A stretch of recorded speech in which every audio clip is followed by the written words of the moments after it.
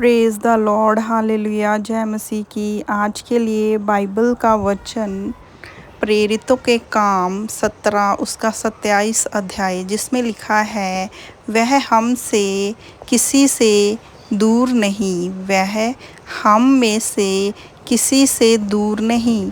इस आयत में हमें समझाया गया है कि लोग परमेश्वर को खोजें, उसे जानें और उसके करीब आएं।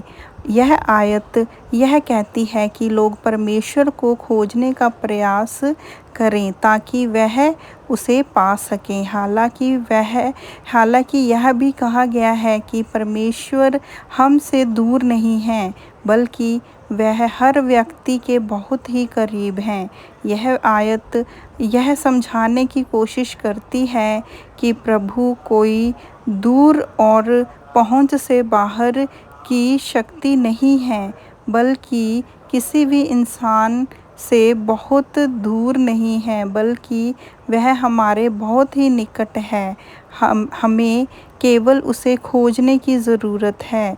यह खोज बाहरी तौर पर नहीं, बल्कि हमारे अंदर और हमारे दिल की आत्मा से होती है। परमेश्वर चाहता है कि हम उसे अपने जीवन में महसूस करें, उसकी उपस्थिति को समझें और उसके अनुसार जीवन जिएं। यह हमें यह भी याद दिलाता है कि परमेश्वर हर जगह मौजूद है।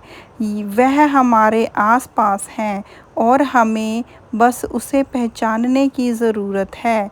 उसके लिए हमें अपने मन और आत्मा को खोजने की आवश्यकता है, ताकि हम उसकी उपस्थिति को महसूस कर सकें। यह आयत हमें यह भी याद दिलाती है कि परमेश्वर की निकटता के बावजूद उसे पाने के लिए एक सक्रिय प्रयास की आवश्यकता होती है। हमें अपनी आत्मा की गहराई से उसकी खोज करनी चाहिए। यह खोज हमारे भीतर की शक्ति, प्रेम और विश्वास के माध्यम से होती है। इसलिए यह आयत हमें प्रोत्साहित करती है कि हमें अपने जीवन में परमेश्वर को खोजें। हम अपने जीवन में परमेश्वर को खोजें और उसे अपनी आत्मा से महसूस करें।